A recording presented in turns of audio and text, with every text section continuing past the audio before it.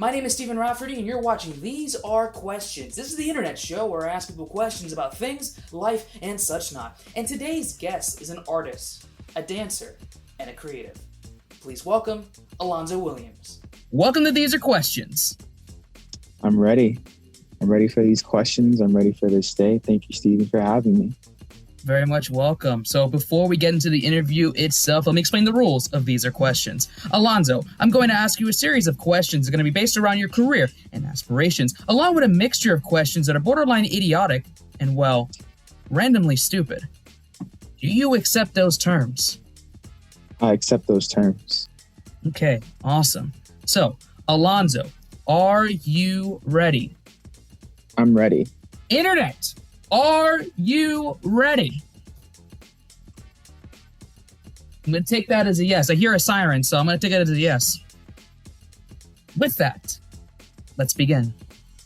So, Alonzo, we've known each other for a few years now, and I know what you do. But for those who do not know, please formally introduce yourself and highlight what you specifically do.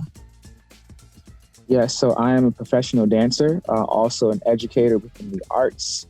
And my main focus is community outreach through art initiatives and creativity within diversity. And I love working with both college students as well as high school students. Awesome. Very cool. Very cool. You're a man of many talents and a very creative individual. One of the most creative individuals I've met in my entertainment career so far. So thank you. And me and you have common ground. We both have done a TEDx talk. Even more so, we both did special routines for our prospective TEDx talks. I did a spoken word on how time affects the human psyche. Can you explain yours to the audience? And I wanted to ask further, how did it feel performing live on a national stage? Yes, so my TEDx talk was essentially about how to utilize creativity to bring forth change within our world when it comes to things of social justice. I'm a big advocate for just the idea of social justice and things being pushed out and things being informed. And so it's my main focus to utilize creativity to bring that change. And that's what my TED Talk was about. And it included spoken word, but also a rendition of a dance piece, as well as my own original rap song.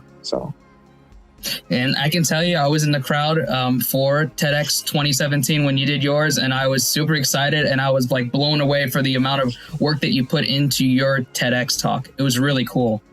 Thank you. Really appreciate that. You're welcome. My next question. Alonzo, I'd like for you to pick a number between 1 and 10 and explain why you picked that number. 7. 7 because it's a number of completion. I'm also a Christian, so 7 is pretty much known as God's number. And so that's pretty much why it's the number that I chose. Okay. Respect that. Very much respect that. I would like for you to remember that number for the end of the season because it's going to play a very important role. Just letting you know. Can a weasel be great at shuffleboarding? You know what? I would say yes. They're pretty agile. They're actually smart creatures as well. So I wouldn't put it past them. Okay. Very cool. Weasel. Weasels are very crafty animals, so it's possible. And they have a full body, so they can shuffleboard all the way they want. Exactly. Mm-hmm. Definitely. So can you describe your first ever dance performance in one word and compare it to your latest dance performance in also one word? Wow, that's hard. First one would be beginning. Latest would be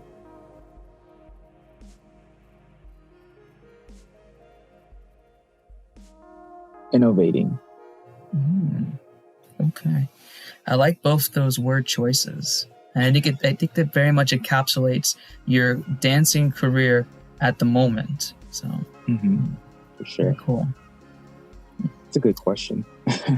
Thank you. That's what I'm here for. These are questions. I give questions and commentaries and insights sometimes. Not all the time, but sometimes. Who would win in a freestyle dance-off? Count Chocula or the Cookie Monster? That's I would say probably, you said freestyle or dance battle? Freestyle dance off. So it's both. Wow, that's hard because, okay, I'll probably say Cookie Monster, because Cookie Monster is pretty just wild in himself. So he probably has a lot of like room for creativity and kind of just being, spontaneous with things. Mm-hmm. But at the same time, Count Chocula, he may not be good at freestyle, but the fact that he can count very well and counts is so essential in dance, he'll probably be able to create a really sweet routine and then freestyle that routine over different songs. So it's pretty tough battle. But if anything, Cookie Monster will win by very, very, very slight advantage. Very, very slight. Not too big of an advantage. Okay. It's a very even battle, very even matchup. Battle of the century. Sesame Street. Mm-hmm. Let's see it. Come on, let's go. Sesame Street. Here you go. This is the ultimate rap freestyle dance-off battle. You can put all the cookies on the line, all the cereal on the line. You've had the chance to collab with a lot of different performers over the years, many of which have said great things about you, including myself. Is there any performer specifically that you want to highlight their experiences working with you in your journey so far? Yeah, I would say currently it will be my high school students, because, dance can be seen as just a hobby a lot of the times, but how I teach them dance is how to utilize dance to navigate life. And so it's rewarding to see them, articulate themselves through the art, but also gain lessons to apply in life, right? Because some of them are not good at math or science, but they might have a knack for the arts. And sometimes people think that, arts is just something you do for fun, when in reality, the arts can teach you a lot about life and also can help you navigate a plethora of things. So that's what I would definitely say, like my collaborators right now would be my high school students for sure. Very cool. Very cool. And they're the youth, and they're extremely talented individuals. And I know under your guidance, you're definitely helping them to understand from a creative and also from a very artistic perspective. So, Alonzo, do you think that Jar Jar Binks from Star Wars could have been the next Darth Vader? No, not at all. Jar Jar Binks was a terrible character to add into the Star Wars universe. There was no sense to be made there. Oh, but did you the reason why I asked that question is because there's a allegedly George Lucas originally wanted Jar Jar Binks to be like this hidden evil character as the series went on, and it was going to be one of the big deciding factors between Anakin Skywalker and Obi-Wan Kenobi in the original episodes 1 through 3. So it probably would have been a good little scenario, but I think the fact that they made him so silly, because the reason why, at least from what I was reading, the reason why they placed him within the film was because they wanted to have a childlike appeal. Yeah. And so they added Jar Jar Binks, and it's just like, no, kids like laser beams and spaceships. That's good enough. That's right. Kids like Star Wars. Star Wars is cool, Exactly. Yeah. Next question. Alonzo, do you have any advice for aspiring creative artists? Yeah. My main advice is take it one day at a time. Stay in your lane. It's cool to be inspired by others and to kind of see yourself in like your idol or your person that you are inspired by or aspire to be like. But at the end of the day, everyone has their own story. Everyone has their own testimony. Everyone has their own, race to run. And if you're trying to go in someone else's lane, your car is going to burn out, right? And if you try to be like someone else, exactly, then the thing is, you'll forever be in the shadow of someone else. And then you'll never have that, that firmness within your own identity, right? And there's a reason why we all look different, right? There's a reason why we all have a different set of goals or mindsets and so on and so forth. Even if you were a twin, you look different in some type of way. And so that's what I would definitely say. One day at a time, be patient, stay in your own lane, and in due time, everything will bear its fruit in the right time, in the right season. Very wise in simple words, Alonzo. Sometimes it's just the little things. So I really appreciate your advice, and I know you've been really successful, and you continue to become successful in your respective fields. So it's been a pleasure and a joy watching you grow and work and develop over the years. Thank you. Really appreciate that. Very much welcome. I have one more question to ask you, Alonzo. I'm ready. You ready? Cool. Ready, Freddie? Cool. My last question is, what is the most unusual place you can host a live performance for a hot crowd? When you say hot crowd, you mean like hot physically or hot like sun? However you would like to interpret it. Okay. Say that question one more time. Sure. This is what these questions are for. What is the most unusual place you can host a live performance for a hot crowd? You interpret it how you would like to interpret it. Most unusual place. I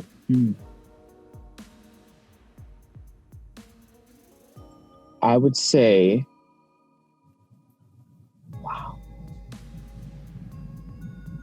I would say in a sauna. Okay. Yeah. That checks off all my boxes for that question. Definitely be a sauna. It'll be a very tiring show, but be worth it. Yes, absolutely. And it's good for you, you know, not for long periods of time, but for short periods of time, it's great for the body. So, yeah. True, exactly. Shout out to saunas. Sauna. Sauna. I heard that Shauna likes to go there a lot. Shauna from the Shauna. Shauna from the sauna. Shauna? Owned by Shauna from the Shauna. Owned by Sean. There you go. That's it. That's the They're place. Open from dusk, and they're open from dusk till dawn. Look at that.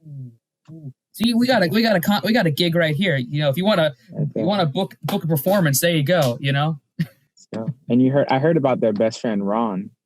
Oh man, goodness! I heard he's also the Don. Alonzo, if you can look at my hand, which has no watch right now, I can tell you that this is it. This is the end of These Are Questions.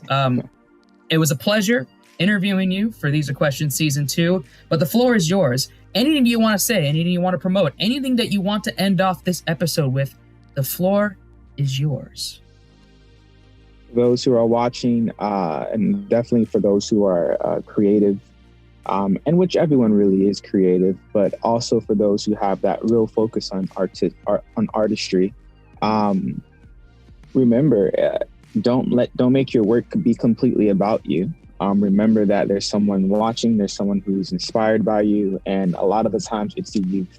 So do your best to make an impact and change lives for the better, rather than the worse. And so, yeah, that's all I have to say. Wonderful. Amazing, Alonzo. Alrighty. For those watching and for those listening, whatever the case may be, you've been watching / listening / doing, I don't know. You've been, I guess, watching. Yeah, watching. You've been watching. These Are Questions. Good night, everyone. Good night, everyone. Or in this case, since this is the morning, afternoon, good morning. Yeah, it is morning. Good morning. Yeah.